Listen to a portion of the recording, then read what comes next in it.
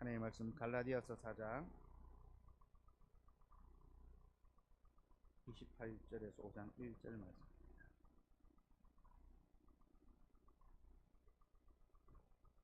갈라디아서 4장 28절에서 5장 1절 말씀. 한 목소리로 같이 읽겠습니다. 시작. 형제들아, 너희는 이삭과 같이 약속의 자녀라. 그러나 그때 육체를 따라 난 자가 성령을 따라 난 자를 박해한 것 같이 이제도 그러하도다. 그러나 성경이 무엇을 말하느냐? 여종과 그 아들을 내쫓으라. 여종의 아들이 자유 있는 여자의 아들과 더불어 유업을 얻지 못하리라 하였느니라. 그런즉 형제들아, 우리는 여종의 자녀가 아니요 자유 있는 여자의 자녀니라. 그리스도께서 우리를 자유롭게 하려고 자유를 주셨으니 그러므로 굳건하게 서서 다시는 종의 멍에를 매지 마라.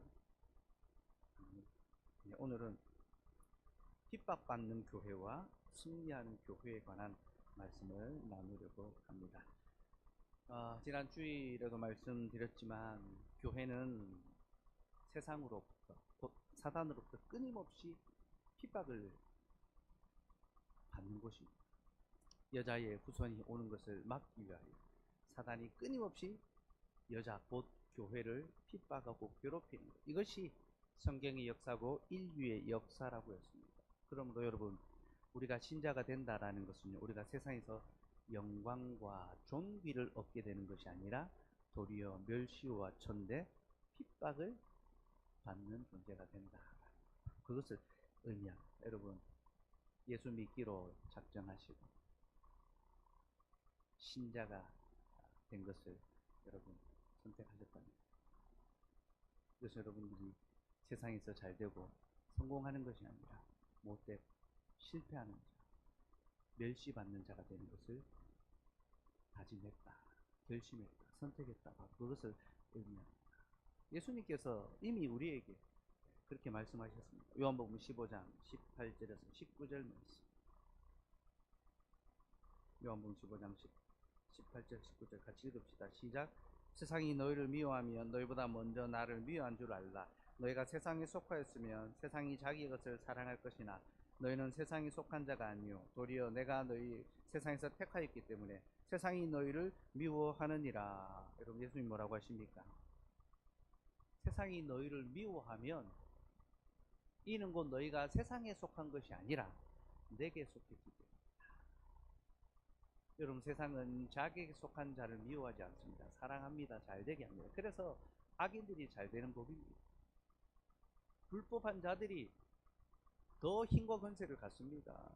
우리는 그런 것을 지금 매일같이 마주하며 목도하며 그렇게 살아가고 있지 않습니까? 불법한 자들, 악한 자들이, 불의한 자들이 더 잘 되는 시대, 그것이 세상의 이치입니다. 왜냐하면 세상은 자기에게 속한 자에게 복을 주기 때문입니다.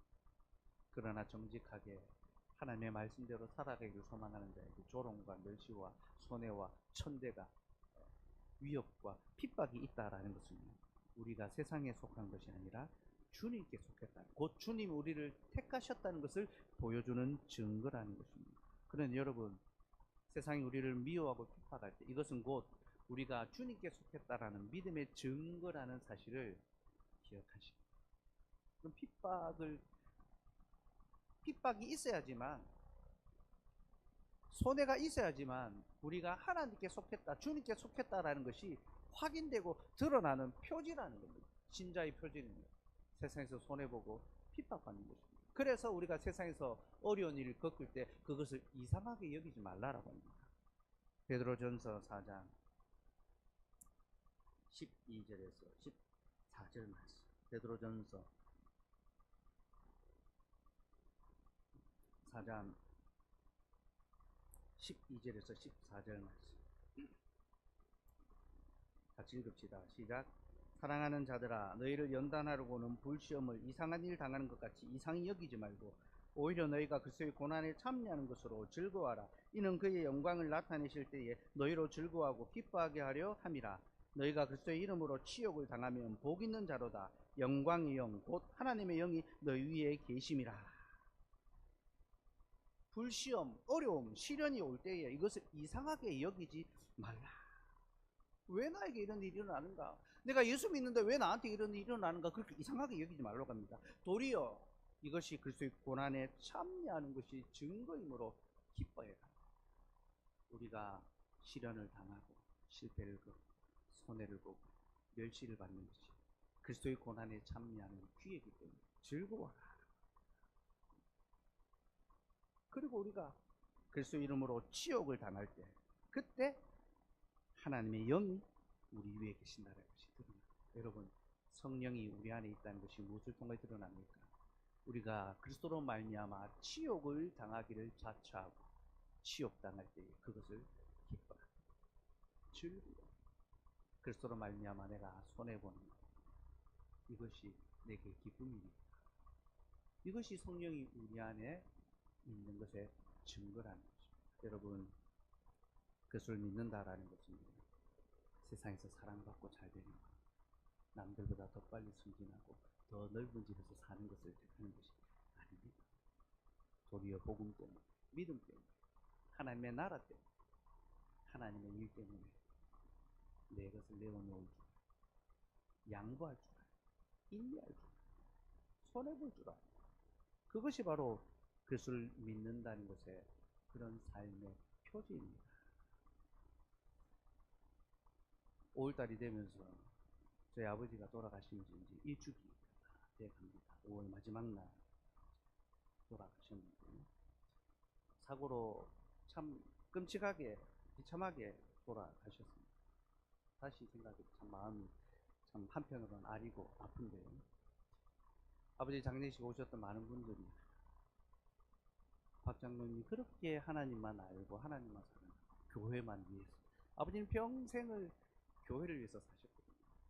젊은 때부터 개척교회를 하셔가지고 모든 것을 다 교회를 위해서 헌신을 하시고, 그래서 아들이 이제 신학을 하고 난 다음 저희 부모님 저한테 제발 개척만 빼고 다 해라 했어요. 제가 딴 거 다 빼고 개척을 했는데, 제가 개척한다는 이야기를 딱 듣고 바로 은행에 가서 집을 담보로 잡히시고 대출을 받으셨어요. 4천만 원을 딱 대출 받으셔가지고 저희 교회가 시작할 때 이제 목돈이 필요하니까 헌금을 빌려주셨어요. 그만큼 이 교회를 위해서 애쓰고 수고하고 사셨고요. 그리고 계속 일을 하셨던 이유도 조금이라도 벌어서 교회 헌금하고 건축 헌금하려고. 그러면서 작년에 한 해가 시작하면서 두 분이 올해는 꼭 이제 포항 장로교회를 위해서 좀 더 많이 헌금해야 되겠다, 그런 마음을 먹고 한 해를 시작하셨다 하더라고요. 그리고 하나님이 데려가셨습니다. 어떻게 보면은 뭐 참 평범하게 성실하게 주님의 나라를 위해, 교회를 위해 순수한 마음, 참 바보같이 사시고 늘 손해보고 사시고, 주변의 모든 사람들이 다 인품으로 인정하지만 다 득을 보려고 하시, 아버지를 이용해 먹으려고 그렇게 살아오셨습니다. 근데 마지막 가시는 모습도 참 인간적으로 보면 비참하게 참 그렇게 떠나셨습니다. 가시는 모습 하나님께서 더 아름답게, 더 영광스럽게 데려가셨다면 얼마나 더 좋았을까, 복음의 어떤 또 증거가 되지 않았을까, 이런 마음도 들었지만, 저는 오히려 아버지가 그렇게 가심을 통해서 아버지의 그 삶이 주를 위한 삶이었다는 것을 더 확실하게 깨닫고 또 고백하게 됐습니다. 죄의 비참이라는 것이 이토록 끔찍하다는 것, 그러나 그 죽음 가운데 우리에게는 부활의 소망이 있다, 그것이 위로가 된다는 것을 새롭게 또 확신하고 느낄 수 있게 된 겁니다. 여러분, 우리 마음에는 자꾸만 어떤 보상적인 마음이 있습니다. 내가 그래도 주를 위해서 이렇게 헌신했는데, 수고했는데 하나님 갚아주셔야 되는 거 아닙니까?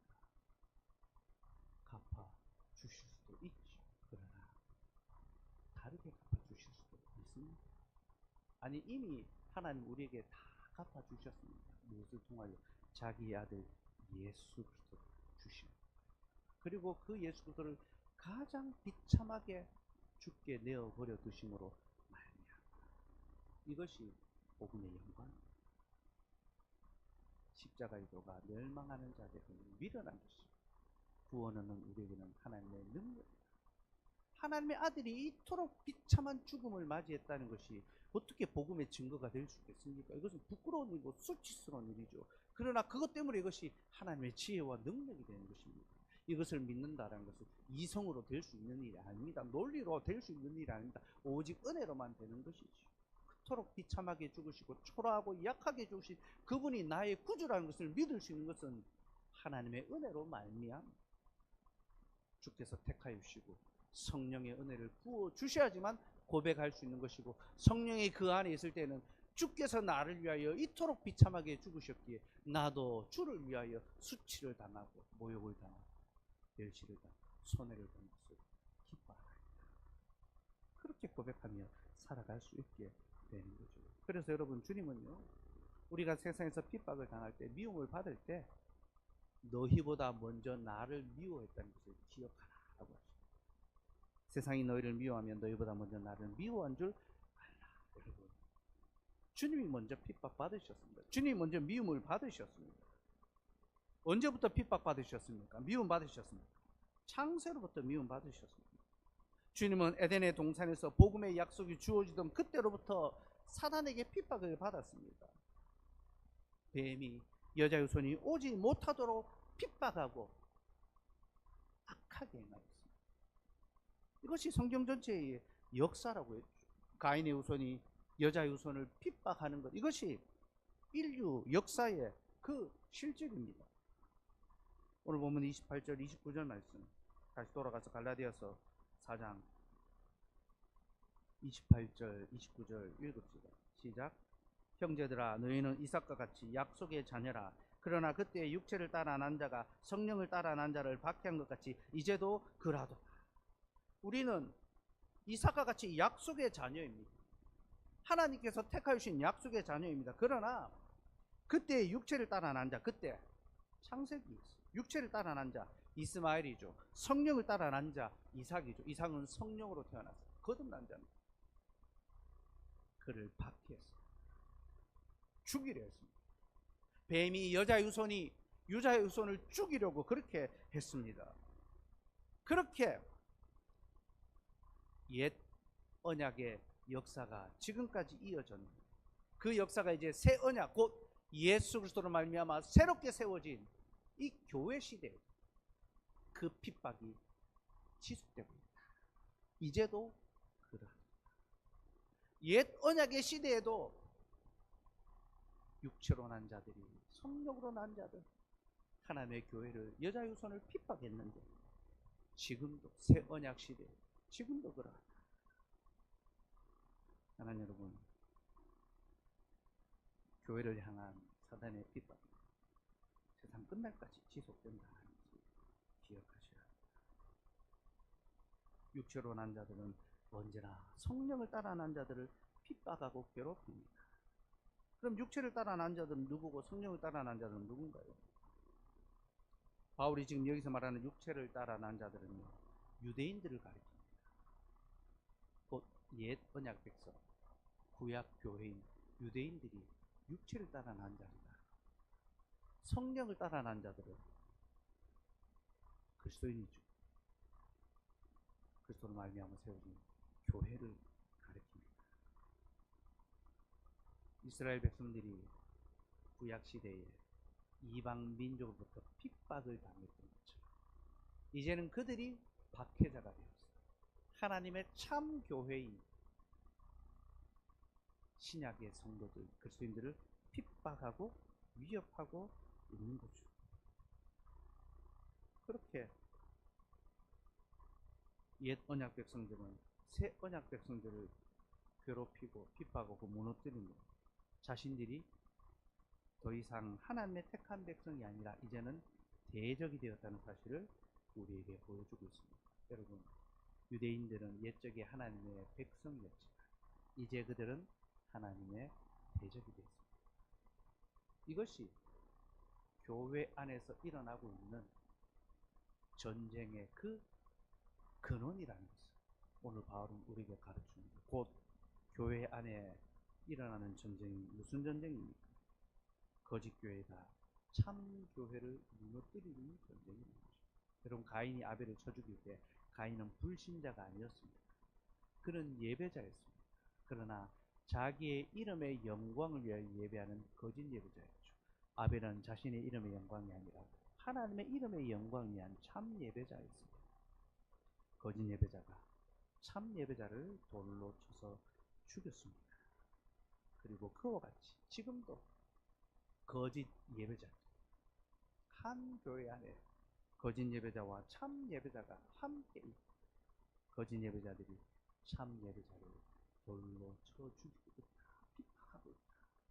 바울이 바로 그것을 경고하고 있는 겁니다.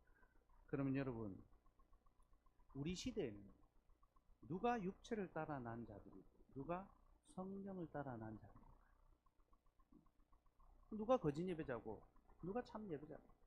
여러분, 육체를 따라 난 자들은 자신의 육체의 자기의 육체를 자랑하는 자들, 곧 자신의 열심과 자신의 행위와 자신의 의로움을 드러내고 자랑하고 의지하는 자, 그가 바로 육체를 따라 태어난 자들. 성령을 따라 난 자들은 누굽니까? 성령을 따라 난 자들은 자신의 육체를 부인합니다. 자신이 무엇을 섬기고 무엇을 이루고 무엇을 행할 때인지 자신의 육체를 조금도 인정하지 않냐고 도리어 부인하고 자신의 죄를 인정하고 하나님 앞에 회개하고 겸손히 하나님의 은혜를 구합니다. 그럼 여러분, 우리는 우리 스스로를 살펴보아야 합니다. 내가 육체를 따라 난 자인지 성령을 따라 난 자인지. 여러분, 우리가 무엇을 했든지 간에 하나님 앞에서 우리의 그 행한 것을 의지하게 되기에 우리는 성령이 아니라 육체를 따라 난 자들이 되고, 이게 율법주의자입니다. 내가 좋은 교회에 속해 있고 내가 그 교회를 위하여 열심히 헌신하고 내가 그래도 남들과는 다르게 살고 있다. 경건 생활도 열심히 하고 있고 거룩한 삶을 힘써 살아가고 있고 열심히 봉사 애쓰고 있다. 여러분, 그런 마음이 우리 안에 스며드는 순간 우리는 이미 성령이 아니라 자기를 의지하며 살아가는 자로 바뀌게 됩니다. 여러분, 우리의 신앙의 정체성을 다시금 잘 돌아보았으면 좋겠습니다. 우리가 교회 중심으로 살기 위하여 직장과 생업과 가정을 헌신하고 또 수고하고 우리의 소득의 일정 부분을 하나님께 드리고 교회의 필요를 따라 마음을 다해서 헌신하는 것, 귀하고 착하고 아름다운 일.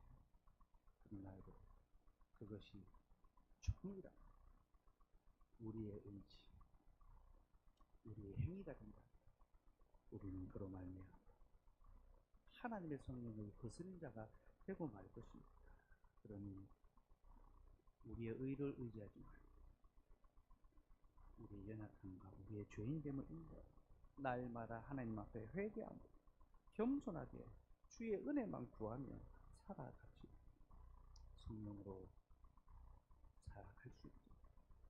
그리스도의 그 이름으로 말미암아 멸시와 천대와 손해 받는 것을 기뻐하고 즐거워하며 살아갈 수 있도록 주님 내 안에 은혜를 다하여 주시옵소서. 날마다 기도하고 소망하며 그렇게 살아갈 수 있기를 바랍니다. 여러분, 그렇게 우리가 오직 주의 은혜만 구하며 살아갈 때 그 교회는요, 핍박 가운데도 결코 굴하지 아니하고 반드시 승리하게 됩니다. 계시록 12장 1절에서 6절 말씀.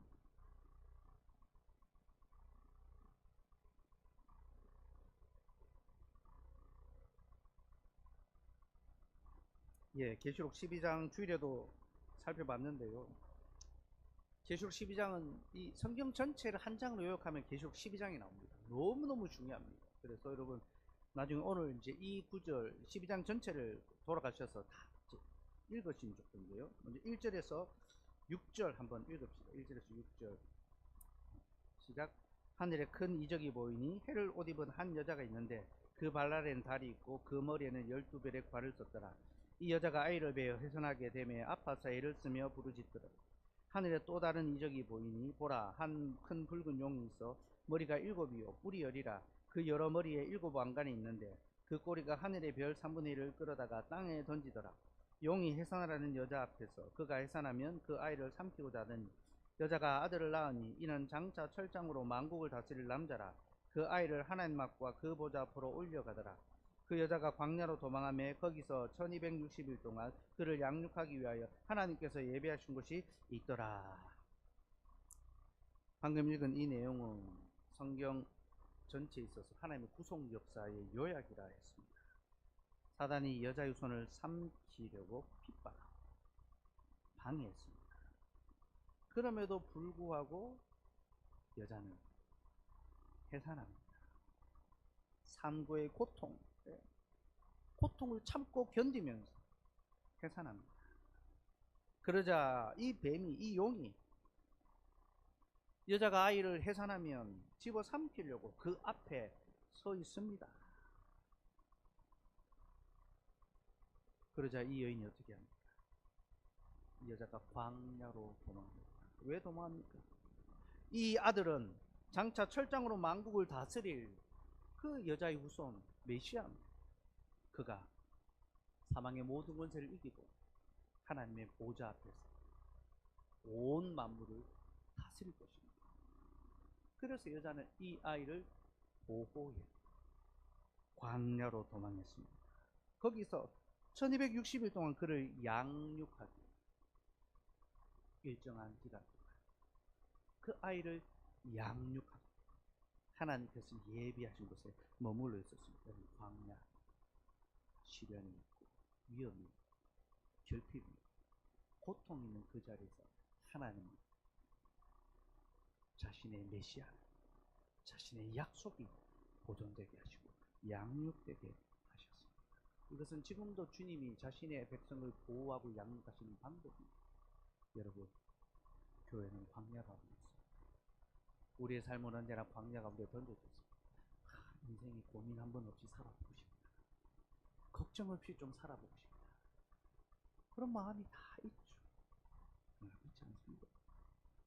하나님 우리를 광야에서 양육하시고 지키시고 삶의 수많은 고통과 아픔과 이 애환이 우리의 삶에 덕지덕지 붙어 탄식하게 한숨 짓기만 합니다.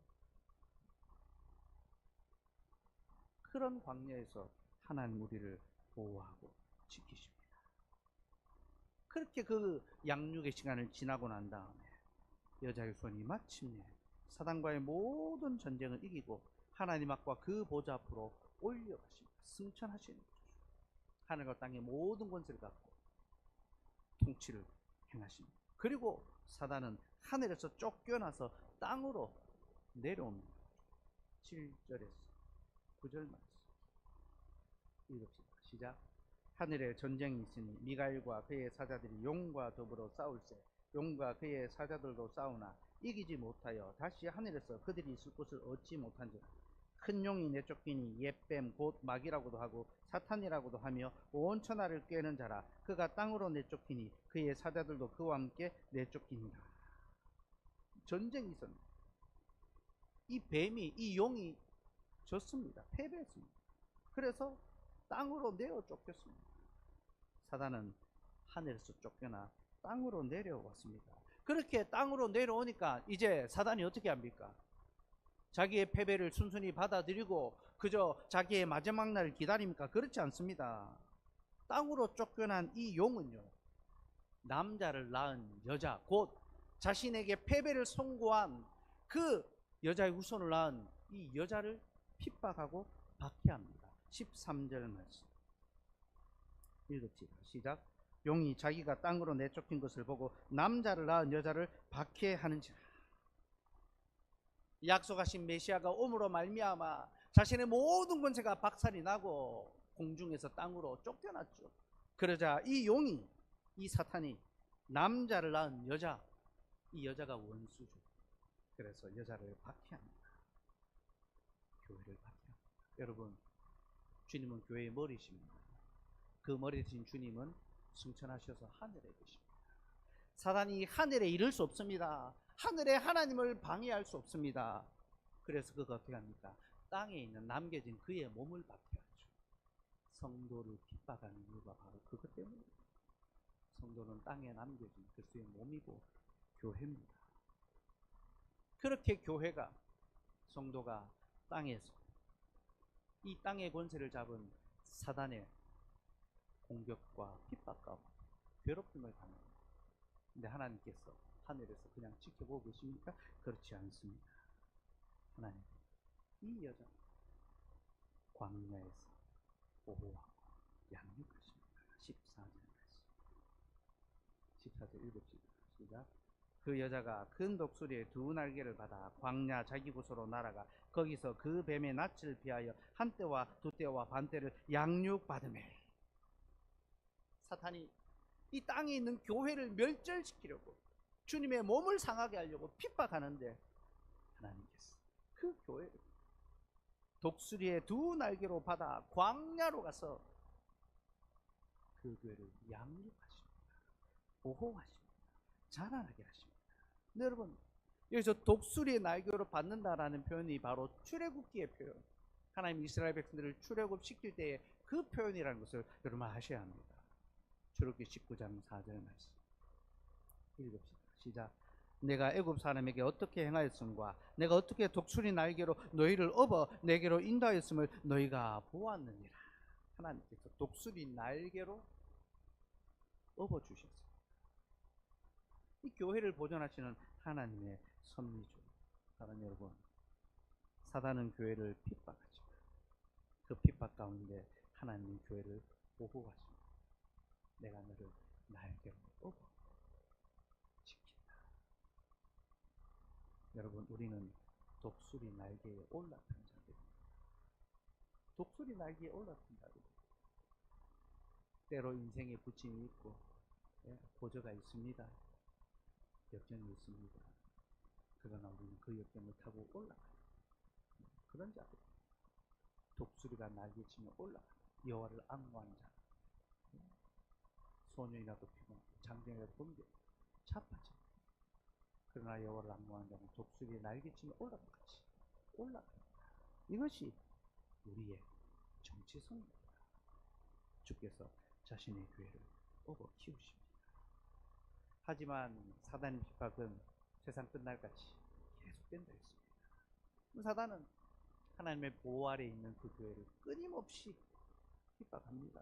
15절 말씀 읽읍시다. 15절 시작. 여자의 뒤에서 뱀이 그 입으로 물을 강같이 토하여 여자를 물에 떠내려가게 하려 하되. 이 뱀이 입에서 물을 강같이 토해내서 여자를 물에서 떠내려가래요. 이제는 물 공격입니다. 홍수 심판하듯이 물로서 떠내려가요. 그래서 하나님이 그 물로부터도 교회를 보호하십니다. 16절 읽읍시다. 시작. 땅이 여자를 도와 그 입을 벌려 용의 입에서 토한 강물을 삼키니. 하나님께서 사단의 그 계략이 실패합니다. 교회를 도우시고 지키십니다. 그러자 이 용이 분노합니다. 17절 읽읍시다. 시작. 용이 여자에게 분노하여 돌아가서 그 여자의 남은 자손 곧 하나님의 계명을 지키며 예수의 증거를 가진 자들과 더불어 싸우려고 바다 모래 위에 서 있더라. 자신의 계획이 실패로 돌아간 것에 분노한 용은 자기의 그 교만함을 꺾지 않냐.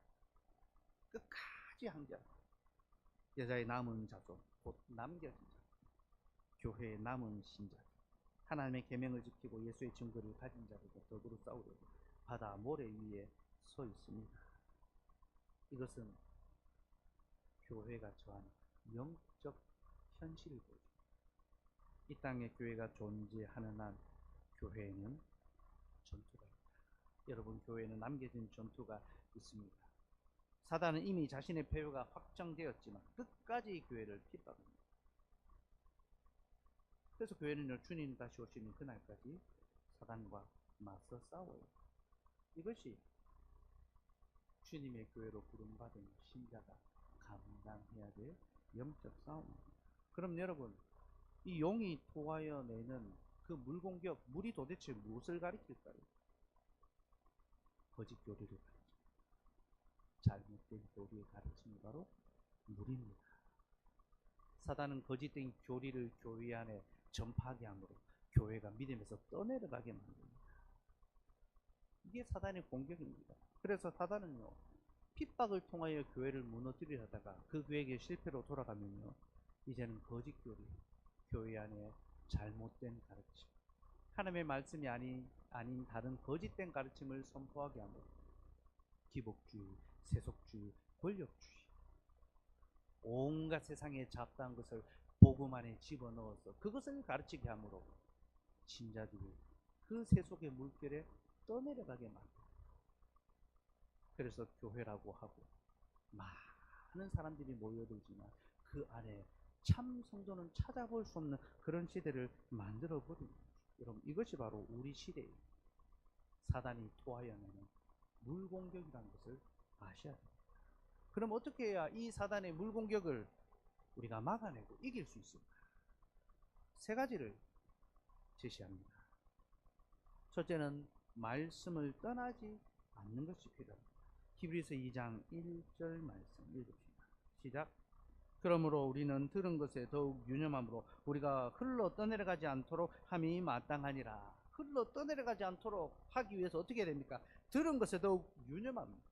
하나님의 말씀을 듣고 그 말씀을 유념해야 합니다. 유념한다라는 말은 마음에 깊이 새기고 붙들려 있는다라는 뜻인데요, 이 단어는요, 배를 정박한다 그런 의미가 있습니다. 항구의 배를 정박시켜 줄을 묶어둔 거예요. 그러면 태풍이 하고 풍랑이 일어도 배가 떠내려가지 않죠. 그 뒤에 흘러 떠내려가지 않도록 할 때, 이 떠내려간다라고 할 때, 떠내려간다라는 것은요, 표류한다라는 의미가 있습니다. 똑같이, 똑같은 모양의 배지만 어떤 배는 풍랑이 일면 떠내려가고 어떤 배는 떠내려가지 않습니다. 말씀에 붙들려 있기 때문에. 여러분, 하나님의 말씀을 들을 때 더욱 유념하십시오. 마음에 깊이 새기고 붙들려 있으십시오. 내가 무엇을 들었는가?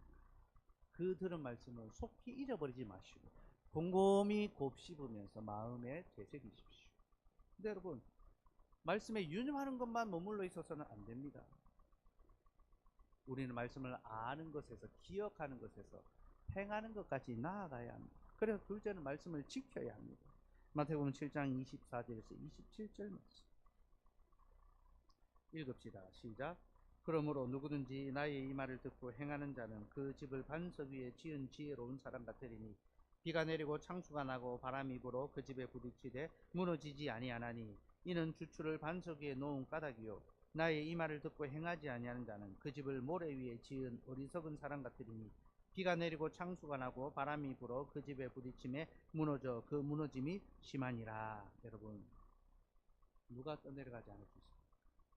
이 세속의 물결, 교회의 강단을 어지럽히는 이 온갖 세상적인 것들이 우리의 문화, 우리의 삶에 깊숙이 배어들고 우리의 삶의 속속들이 구석구석 찾아와서 우리로 하여금 말씀의 가치가 아닌 다른 것을 따라 살아가게 할 때 무엇으로 우리가 그것을 이길 수 있습니까? 하나님의 말씀을 듣고 행하는 것이죠. 듣기만 하는 것에 머물러 있는 것이 아니라 행할 수 있도록 합시다. 순종할 수 있도록. 그럼 행한다라고 할 때 이 행하는 것은요, 내가 이해되지 않아도 행하는 것입니다. 내가 모두가 다 이해되거나 내가 상황적으로 다 받아들이시지 않더라도 하나님의 말씀이시고 주께서 말씀하셨기 때문에 행하는 거죠. 여러분, 우리가 거기까지 갈 수 있어야 합니다. 세 번째는 기도하는 것. 베드로전서 5장 8절 말씀 같이 읽읍시다. 시작. 근신하라, 깨어라, 너희 대적 마귀가 우는 사자같이 두루다니며 삼킬 자를 찾나니. 사단이 우는 사자같이 삼킬 자를 찾고 있습니다. 그 여인 앞에 입을 벌리고 해산하는 자녀를 잡아 먹으려는 사단이 지금도 마찬가지로 우는 사자처럼 삼킬 자를 막고 있습니다. 어떻게 그 사단의 입을 막을 수 있습니까? 그 입을 이길 수 있습니다. 근신하고 깨어 기도하는 거죠. 기도 외에는 우리가 이길 수 없습니다. 교회에 남겨진 전투가 있다는 것을 기억합시다. 그래서 우리에게는 용기 있는 믿음이 필요합니다. 여러분, 말씀을 유념합시다. 말씀을 행합시다. 말씀대로 기도합시다. 그렇게 말씀과 기도로 자기를 지키는 자를 우리 하나님께서는 반드시 지켜주실 것이고, 하나님은 그런 자들의 교회를 통하여 세상의 이 권세와 이 영광과 이 모든 것들을 능히 이기시고 하나님의 영광과 하나님의 구원의 은혜를 우리 가운데 나타내 주실 것입니다.